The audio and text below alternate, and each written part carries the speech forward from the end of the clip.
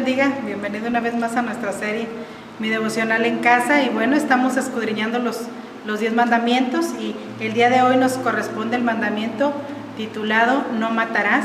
Y bueno, nuestra pequeña cita la tenemos ahí en Éxodo capítulo 20, en el versículo 13 y dice simplemente así: no matarás. Ese es el mandamiento.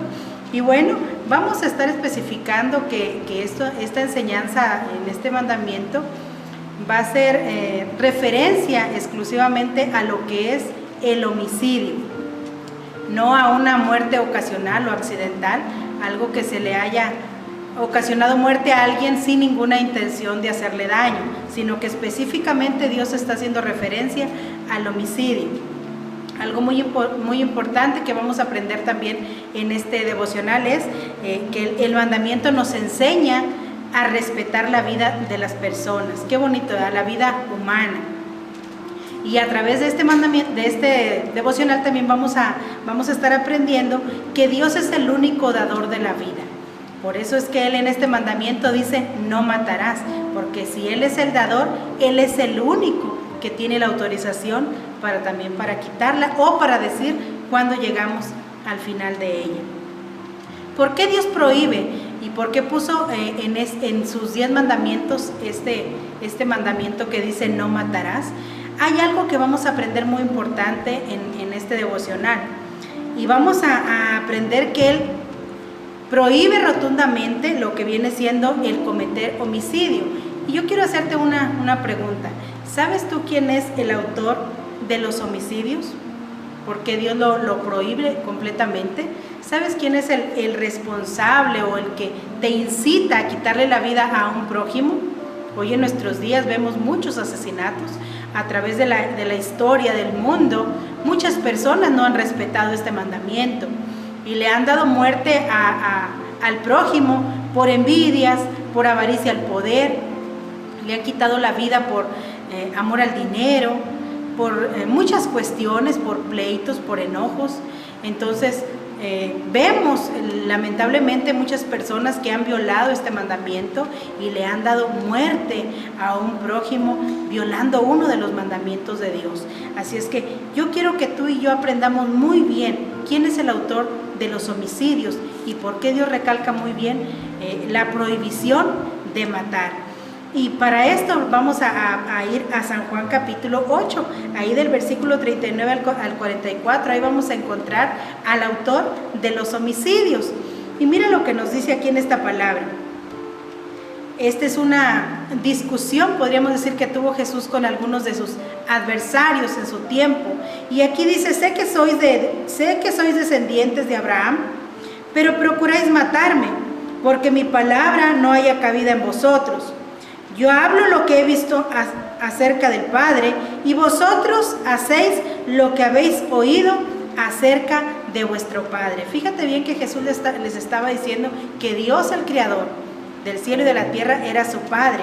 Pero aquellos adversarios que estaban contendiendo con Él, Jesús les estaba diciendo que no eran hijos de Dios, sino que las acciones que ellos estaban a punto de hacer, aquello que ellos estaban intentando hacer con Jesús, estaba revelando de quién ellos eran hijos. Y dice el versículo 39: respondieron y le dijeron: nuestro padre es Abraham. Ellos alegaban ser descendientes de Abraham, pero Jesús les dice: si fueses hijos de Abraham, las obras de Abraham harías. Fíjate que esto va a ser muy importante en nuestro devocional, porque según nuestras obras y según el respeto que nosotros le demos a cada mandamiento de Dios, eso revela si somos o no somos hijos de Dios. Porque el hijo obedece al Padre, el que no es hijo no obedece porque no es su papá, no se siente comprometido.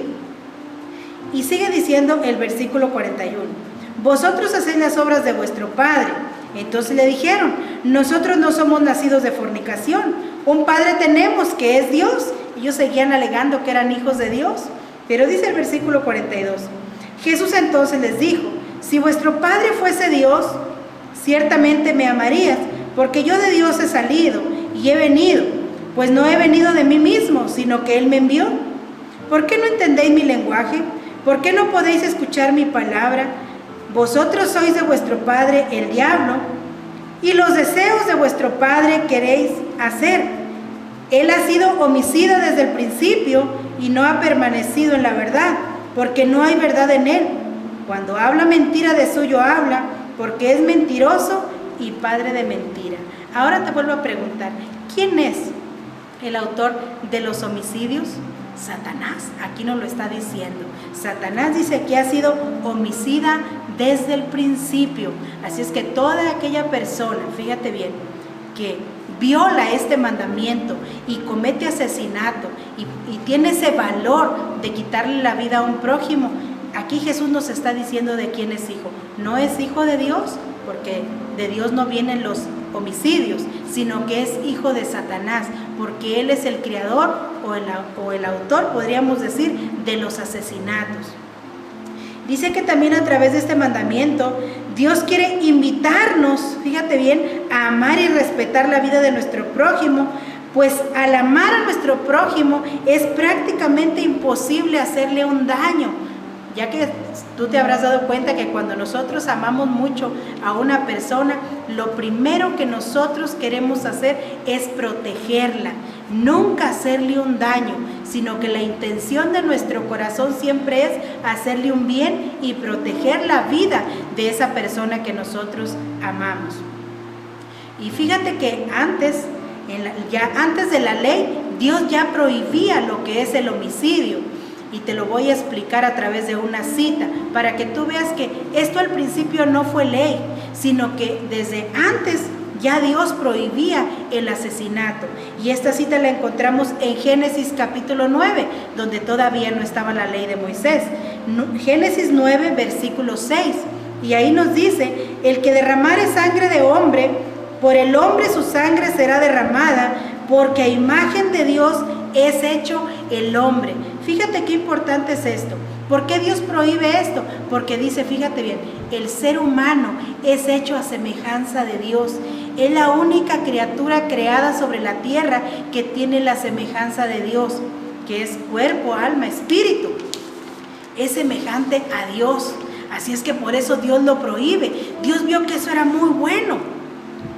Aún sin ley ya lo había pedido, pero vio que era tan bueno que después viene y nos lo pone en los 10 mandamientos y Dios lo convierte ya en una ley que se tenía que practicar o que se tenía que cumplir, porque de no ser así y de violar este mandamiento, entonces la persona quedaba expuesta a un juicio, quedaba expuesta a un castigo, si es que ya llegaba a violar un mandamiento. Ya no era si lo quería hacer o no, sino que ya se convirtió acá en Levíticos capítulo 24 en una ley dada por Dios. Fíjate bien, no por un ser humano, una ley dada por Dios. Y lo encontramos en Levíticos 24, en el verso 17 nos dice: asimismo el hombre que hiere de muerte a cualquier persona, que sufra la muerte. ¿Con qué iba a pagar aquella persona que le diera muerte a un semejante, a un prójimo? Con su propia vida. Así era el castigo en la ley de Moisés. Tú le das muerte a una persona, muy bien, esa persona es digna de muerte. Así de estricta era la ley y así de estricto era el mandamiento que Dios daba en su palabra. Pero fíjate que esta enseñanza acerca de este mandamiento va mucho más allá. Es mucho más profundo de lo que tú y yo pudiéramos imaginar. Tal vez tú y yo podamos decir, yo nunca he asesinado a nadie, yo nunca le he quitado la vida a nadie, pero este mandamiento vamos a ver cómo es tan profundo en su enseñanza, que dice aquí, a continuación, veremos lo que para Dios es ser un homicida. Y esto es para aquellos que se escudan tras esta frase: yo nunca le he quitado la vida a ningún ser humano. Aprenderemos, fíjate bien a través de esto, que si tú y yo aborrecemos o odiamos a un prójimo, a los ojos de Dios o ante Dios, tú y yo somos un homicida y somos merecedores del mismo castigo o del mismo juicio que si nosotros le hubiéramos quitado la vida a un ser humano. Qué difícil, ¿verdad? A veces de entender, pero vas a ver que cuando Jesús vino a la tierra, vino y podríamos decir que nos actualizó el mandamiento.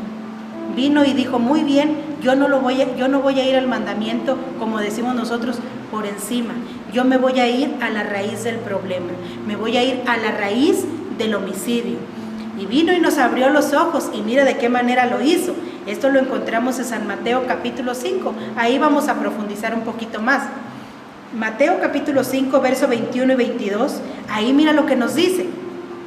Oíste que fue dicho a los antiguos, no matarás, y cualquiera que mate será culpable de juicio. Jesús le estaba hablando al pueblo judío, aquellos conocedores de la ley de Moisés. Ellos sabían muy bien cuando Jesús les dice, oíste que fue dicho. Esa gente a la que Jesús le estaba predicando o enseñando, eran personas bien conocedoras de los mandamientos de Dios, bien conocedoras de la ley de Moisés. Por eso Jesús les estaba diciendo, ¿oíste el mandamiento? No matarás, y cualquiera que lo haga será culpable de juicio. Pero dice Jesús, fíjate bien, aquí es donde entra lo importante. Pero yo les digo que cualquiera que se enoje contra su hermano será culpable de juicio, y cualquiera que diga necio a su hermano será culpable ante el concilio, y cualquiera que le diga fatuo quedará expuesto al infierno de fuego. 3 cosas importantes que van a ir directo a la raíz del problema. 3 pasos que nosotros podríamos dar, fíjate bien, y al mismo tiempo recibir el castigo de un homicida, de alguien que mata. Por si nosotros decimos, nunca le he quitado la vida a nadie. Porque para Dios, o a los ojos de Dios, como ya te decía, va a ser la raíz del problema. ¿Cuál es? Muy bien, el número 1 dice que tenemos el enojo, o el que se enoja, déjame decírtelo así. Número 2, dice, habla de la palabra necio. Ahorita te voy a explicar un poquito cada una de ellas, pero dice que en sí Jesús se estaba refiriendo el que ofende a su prójimo con sus palabras. Número 3, ahí habla de la palabra fatuo. Dice que Jesús estaba haciendo referencia al que desea con todo su corazón, fíjate bien, que su hermano sea condenado, le vaya mal, caiga en desgracia. En otras palabras, lo que está deseando en su corazón es que su prójimo muera. O sea, el deseo de su corazón es decir, ojalá y se muera. Ese es, Jesús no fue por encimita, fue a la intención de nuestro corazón, fíjate bien, porque el homicidio aquí se gesta, tú que me escuchas, el homicidio aquí empieza en el corazón, es ahí donde inicia todo. Así es que vamos a ver que número 1 dice, aquí tenemos el que tiene rencor, dice es culpable de juicio. Este es el juicio por una corte local o por alguien que estaba a cargo de una comunidad pequeña, por así decirlo. ¿Qué es el enojo? Yo te quiero explicar un poquito esto. ¿Y hasta qué punto, dice aquí, puede hacer daño a una persona que se enoja? Y te voy a leer el sinónimo de enojo. Dice que es enfado, disgusto, ira, irritación o desagrado. Fíjate que todo empieza con algo tan pequeño, porque todos de alguna manera nos enojamos y creemos que con eso no le hacemos daño a nadie, pero desde ahí empieza, podríamos decir que esta es la semilla que va a hacer brotar la raíz del homicidio. Ahora bien, dice, todos en alguna ocasión nos hemos enojado. No podemos decir como decimos en nuestras palabras, que somos blancas palomitas, dicen algunos. O sea, que nunca nos molestamos por nada, de ninguna manera. Dice que en alguna ocasión todos nos enojamos, nos molestamos, pero hay una recomendación en la palabra para que esto no se convierta en un pecado que te pueda llevar a algo más profundo. Y la Biblia nos da una recomendación acerca del enojo en Efesios capítulo 4, ya que si esa es la semillita, como decíamos, vamos a ver qué nos dice Efesios capítulo 4. En su versículo 26 y 27 nos dice, airaos, pero no pequéis, no se ponga el sol sobre vuestro enojo, ni deis lugar al diablo. Fíjate bien que la palabra airaos ahí la podríamos traducir como con la palabra enójate, pero no peques. No dejes que transcurra mucho tiempo Cuando Efesios está diciendo, no dejes que el sol se ponga sobre tu cabeza, está dando a entender, no dejes que pase un solo día sin que tú te pongas a cuentas con tu hermano. No dejes que pase un día sin que tú arregles el disgusto o el problema que tuviste, no el día de ayer, no la semana pasada o no el mes pasado. Ese día nos está enseñando, nos está invitando a ser diligentes, y en el momento, antes de que el sol se ponga, dice, tú ponte a cuentas con tu prójimo, busca la reconciliación. Porque si no, si tú descuidas y dejas esa semilla ahí en el corazón, va a brotar y va a empezar a crecer. Y entonces, dice Efesios, tú le vas a dar lugar al diablo. Qué tremendo y qué difícil ha de ser esto, ¿verdad? Darle lugar, dice, al enemigo.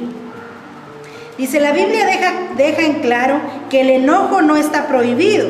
Uno podría enojarse o molestarse, como a veces decimos, pero no lo debemos mantener en nuestro corazón.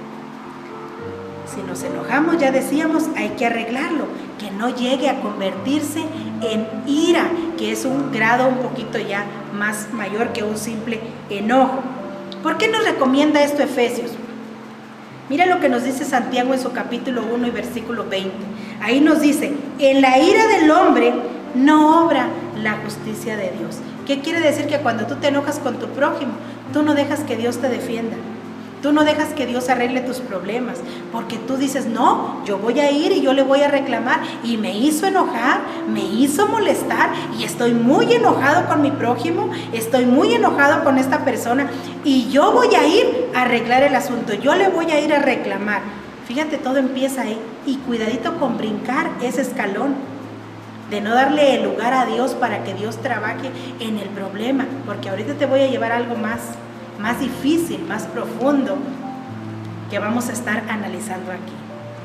La Biblia nos sigue recomendando, fíjate bien, en Colosenses capítulo 3, versículo 8, y esto para no brincar el escalón, como ya te decía, dice, pero ahora dejad también vosotros todas estas cosas, ira, enojo, malicia, blasfemias, palabras deshonestas de vuestra boca. ¿Por qué nos recomienda esto la palabra? Mira lo que dice el comentario. Así es que Jesús prohíbe definitivamente la ira que se cultiva. ¿Sabías que tú puedes decidir cultivar el enojo? Tú puedes decidir cultivar la semillita del enojo. Así es lo que nos está tratando de decir. Dice, es la ira que se cultiva, la ira que no se quiere olvidar, la ira que se niega a pacificarse, la ira que busca venganza. O sea, que no se está tranquilo, que no se está quieto, sino que dice, no, yo voy a ir a reclamar este problema, yo voy a ir a echarle pleito, a veces decimos en esas palabras. Dice, si hemos de obedecer a Jesús, hemos de desterrar de nuestras vidas toda clase de ira, y especialmente aquella que se quiere mantener en nosotros por mucho tiempo. Esto es una advertencia, el recordar que uno no se puede llamar hijo de Dios y al mismo tiempo albergar en nosotros ira en el corazón, o enojo, o molestia, como ya te decía, por mucho tiempo. Porque mira, si dejas esa semilla ahí, luego nos dice, cuando dice, el que le dice necio a su prójimo, dice, este quiere decir, el que ofende a su hermano. Podríamos decir que esta es la segunda parte de Colosenses capítulo 3 y verso 8, donde dice, quita de tu ira, blasfemias, palabras deshonestas de vuestra boca, porque cuando nosotros nos enojamos, fíjate bien, que ya no medimos la consecuencia de nuestras palabras, ya no las detenemos, sino que vamos a llegar a ofender a nuestro prójimo, y esto es lo que se quiere evitar. Para evitar que crezca esta raíz, dice, el que llame a su hermano necio es culpable, dijo Jesús ante el concilio. Este era el Sanedrín, un grupo de personas o de corte suprema, por así decirlo, que estaba compuesta por 70 ancianos allá en el pueblo de Israel o en Jerusalén. Necio en hebreo significaba o se decía la palabra raca. Y mira que esta palabra significa hueco, falto de razón, desobriedad, sin entendimiento, insensato, canalla, sin vergüenza y sin valor moral. Fíjate todo lo que le estaba diciendo a la persona. No le dices todo eso a una persona cuando te enojas y no guardas silencio, sino que vas y le dices, eres un sinvergüenza, eres un cabeza hueca, y le haces, eres un sinvergüenza, y usamos palabras tan ofensivas porque queremos desquitar ese coraje.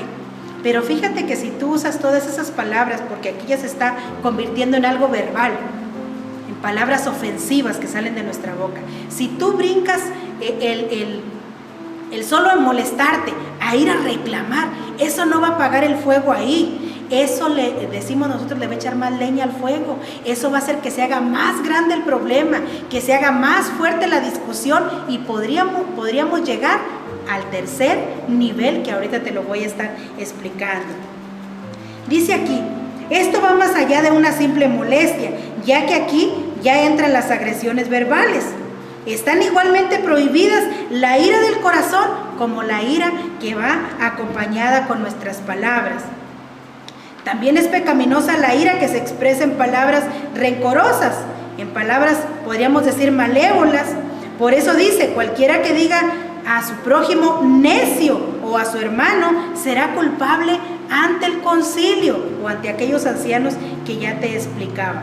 Como ya te decía, la palabra necio es raca, que en este término era, se le demostraba a aquella persona una arrogancia, dice aquí, por medio del cual aquellos judíos expresaban un menosprecio grande por alguien a quien consideraban una persona insensata o sin capacidad mental. Era un menosprecio a la vida del prójimo o de un prójimo. Qué tremendo, fíjate cómo va esto en aumento. Y en tercero dice que tenemos la palabra fatuo, y esta sí es, decimos nosotros, el jaque mate, porque aquí dice, Jesús no simplemente condenó la ofensa o transgresión permitida del homicidio mismo. Él va a la misma raíz o a la fuente del pecado y prohíbe la actitud del corazón, es decir, las palabras que llevarían al crimen exterior. Esa ira y ese enojo que crecería tanto al ponerte a discutir con la persona, que dice que se va a gestar en el corazón un deseo grande, que ya hemos llegado a decir, o muchas personas llegan a decir, ojalá y se muera, ojalá que le vaya mal, que caiga en desgracia. Y unos dicen, ¿verdad? Pero lo he de ver que le vaya mal. En otras palabras, tú le estás diciendo que sea condenado y que vaya al infierno. Pero Jesús no lo cambió, porque dice, si tú le dices fatuo a tu hermano, si en ti hay ese deseo, dice, tú eres el que estás quedando expuesto al infierno de fuego, no la persona a la que tú estás condenando. Tal vez él se arrepienta y Dios lo vuelva a levantar, pero el deseo de tu corazón te va a condenar y tú vas a quedar expuesto, fíjate bien, a la condenación eterna, que sería ir al infierno. Qué tremendo es esto, ¿verdad? Dice, veamos a qué hizo referencia Jesús cuando dijo que quedaría expuesto al infierno de fuego. Jesús estaba haciendo referencia al valle llamado el Valle de Hinnom, que estaba a las afueras de Jerusalén, donde se estaba quemando constantemente aquella basura o aquellos desperdicios que la gente no necesitaba. Así es que fíjate qué deseo tan profundo era el de aquella gente, que le decía, ojalá y que siempre te estuvieras quemando en el Valle de Hinnom. Era el deseo de aquellos judíos. Dice aquí, en San Mateo capítulo 5, verso 23 al 26, porque dice aquí, ¿puede estar este sentimiento en nosotros y aparentar cumplir con los mandamientos de Dios? Mira lo que nos dice Mateo 5, 23 al 26. Esto es una recomendación para nosotros. Dice, por tanto, si traes tu ofrenda al altar y allí te acuerdas de que tu hermano tiene algo contra ti, deja allí tu ofrenda delante del altar y anda, reconcíliate primero con tu hermano y entonces ven y presenta tu ofrenda. Ponte de acuerdo con tu adversario pronto, entre tanto que estás en el camino. No sea que el adversario te entregue al juez y el juez al alguacil y seas echado en la cárcel. De cierto te digo que no saldrás de allí hasta que pagues el último cuadrante. Y con esto te está dando a entender, fíjate bien, si tú estás molesto con tu prójimo, si tú en tu corazón tú le estás deseando algo mal, dice Dios, ni ofrendas me traigas delante de mí, porque yo no voy a recibir una ofrenda de parte tuya. yo no voy a recibir tus oraciones que son el incienso. Yo no voy a recibir nada que venga de parte tuya. Déjalo aquí. Ve y ponte a cuentas con tu hermano. Ve y arregla el problema con tu hermano. Y entonces puedes venir y puedes presentarte delante de mí. Porque mientras que tú no lo hagas, para mí, tú estás haciendo las mismas prácticas que un homicida. Fíjate qué tremenda es la palabra de nuestro Dios, ¿verdad? A veces nosotros no la entendemos de esa manera. La queremos suavizar un poco. Pero la palabra de Dios es muy clara y saca la intención de nuestro corazón. Mira lo que nos recomienda Romanos capítulo 13, en su verso 9 y 10. Porque no adulterarás, no matarás, ahí entra el mandamiento, no hurtarás, no dirás falso testimonio, no codiciarás y cualquier otro mandamiento. En esta sentencia se resume. ¿Quieres acabar con esto? No quieres ser un homicida a los ojos de Dios. Dice, amarás a tu prójimo como a ti mismo. El amor no hace mal al prójimo, así que el cumplimiento de la ley, dice aquí claramente, es el amor. El amor es el que protege la vida de nuestro prójimo. Yo no le puedo decir a Dios que yo amo bastante a Dios y aborreciendo o teniendo un mal sentimiento en contra de mi prójimo, porque ya te dije con qué ojos nos ve Dios. Dios nos ve como si yo fuera un homicida. No puedo venir y alabarle y glorificar su nombre y decirle, Señor, yo te amo. Dice Dios, pero no amas a tu prójimo. Esto nos lo confirma la palabra en 1 de Juan capítulo 4 en su verso 20. Ahí nos dice, si alguno dice yo amo a Dios y aborrece a su hermano, dice, es mentiroso. Pues el que no ama a su hermano, a quien ha visto, ¿cómo puede amar a Dios a quien no ha visto? Dice, debemos cuidadosamente limpiar nuestros corazones del enojo. Del enojo, fíjate bien que es como algo que está humeando, dice aquí. Del rencor y de limpiar nuestras lenguas de las palabras airadas, esas que ofenden a nuestro prójimo. Debemos diligentemente enseñar incluso a nuestras familias o a nuestros hijos a no guardar rencor y a no llamarlos o a no usar las palabras insultantes. Qué tremendo es, fíjate. ¿Has sabido de familias que se matan y que no pueden parar esa maldición en la familia porque los padres se encargan de sembrar esa semilla del odio y del rencor? Esto es algo bien tremendo. Para cerrar este devocional solo te quiero dar un pequeño ejemplo rápidamente. Y te quiero hablar un poquito de Esaú. Fíjate que Esaú es aquel muchacho en el que nos habla Génesis capítulo 27. Y ahí nos dice, fíjate bien, que un día Esaú tuvo un disgusto muy grande con su hermano por la bendición que le dio su padre Isaac. Y esa vez, en ese día que se molestaron tanto, Esaú aborreció tanto a su hermano que dijo estas palabras. Y dijo, y aborreció Esaú a Jacob, Génesis 24:41, y aborreció Esaú a Jacob por la bendición con que su padre le había bendecido. Y dijo en su corazón, llegarán los días de luto de mi padre y yo mataré a mi hermano Jacob. Pero fíjate que eso no se cumplió ahí, porque Esaú huye, Jacob huye de ahí. Y en los capítulos 32 y 33, ahí nos habla de la reconciliación entre estos dos hermanos. Fíjate bien, pareciera que todo se había arreglado. Esaú le aparentó una cara a su hermano como que todo estaba bien, pero no fue un perdón de corazón. Porque ¿sabías que Esaú sembró la semilla del odio en su descendencia? Porque hasta la fecha de hoy, la descendencia de Esaú aborrece a los hijos de Israel. ¡Qué tremendo! Y Dios, fíjate bien que Dios castigó a los descendientes de Esaú, porque por el odio que su padre le sembró en su corazón. Eso tú lo encuentras allá en el libro del profeta Abdías, en el capítulo 1. Allá encuentras, fíjate bien, esta historia tan tremenda. ¿Cómo tú puedes decir que amas a alguien, pero decirlo de los dientes para afuera? Pero en el corazón hacia adentro tú dices, pero estoy esperando a que le pase algo malo. Y Dios dice en su mandamiento, no matarás. Y con esto voy a cerrar, solo te voy a leer esta lectura de Abdías capítulo 1, ahí en el versículo 10 al verso 14. Fíjate bien qué tremendo lo que hizo la descendencia de Esaú. Perdonó a su hermano, no lo perdonó. Y mira todo lo que hacía este pueblo. Cuando Dios les trae este juicio, les dice: por la injuria a tu hermano Jacob, te cubrirá vergüenza y serás cortado para siempre. El día que estando tú delante, llevaban extraños cautivos su ejército, y extraños entraban por sus puertas y echaban suerte sobre Jerusalén, tú también eras como uno de ellos.